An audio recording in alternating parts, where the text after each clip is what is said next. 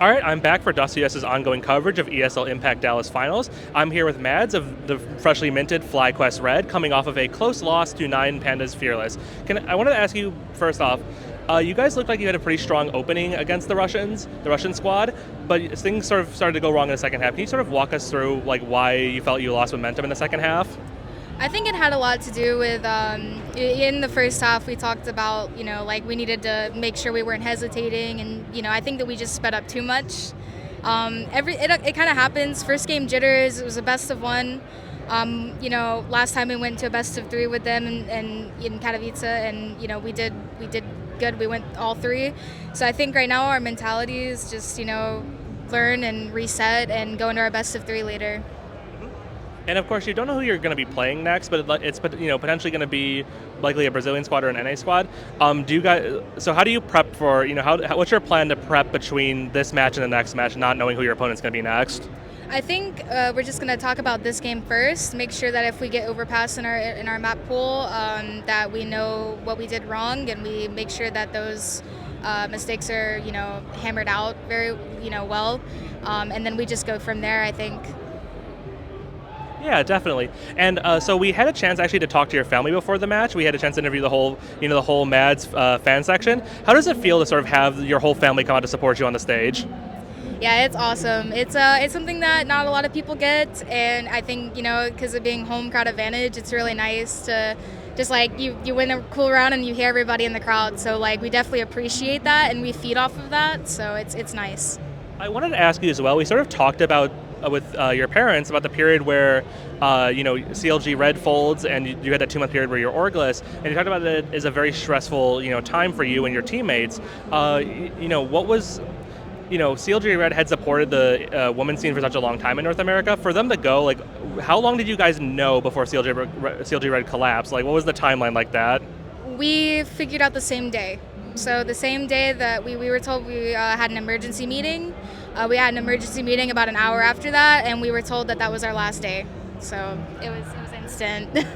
That's definitely far from ideal, as especially in North America here. Orgs are few and far between. But looking towards the future from there, how did things come together with FlyQuest? Was it equally quick? I would say it definitely took some time, especially with the visa stuff that we had to deal with. But it's getting worked out, and FlyQuest is so great. They're seriously like CLG, where they're more of a family than just an org. They care about us, and they're doing everything for our best interests. So. And you talked about the visa situation with the team. There was a worry for a while that Kaede and Bibian wouldn't be able to stay with the team because of no longer having a supporting org. With FlyQuest now backing you, is there a good chance they're going to be able to stay in the country and keep working with you all? Oh yeah, they'll be here to stay. They'll be here to stay. That's really good to hear, because one of the big issues we've had, something we've talked to players from the likes of Shimmer, from Detonate Sparks, from Please Send Box, all those teams, is it's so hard to find an organization in NA that's willing to invest in Impact. What do you think? Why do you think that's such a struggle for these teams to find sort of sustainability from an org? I think it's hard for orgs to get invested in something that isn't mounted yet. I guess it hasn't been here for a while, or for a long time. So I guess it's hard for those orgs to take that step. FlyQuest, took the step, and they've never even owned a CS team before. So I think it just takes a lot from orgs to realize that there is something to invest in, and then that's where it all starts. Yeah, definitely. And so, last question. If we sort of look at this team's trajectory, the decision to cut some of the more veteran players on CLG Red was sort of met as, I wouldn't say controversial, but it was unorthodox. Getting rid of these sort of legends of the NA women's scene to sort of bring in, younger faces, international players, things that have really never been seen before. Since then, how would you rate sort of the team's development since, creating this roster?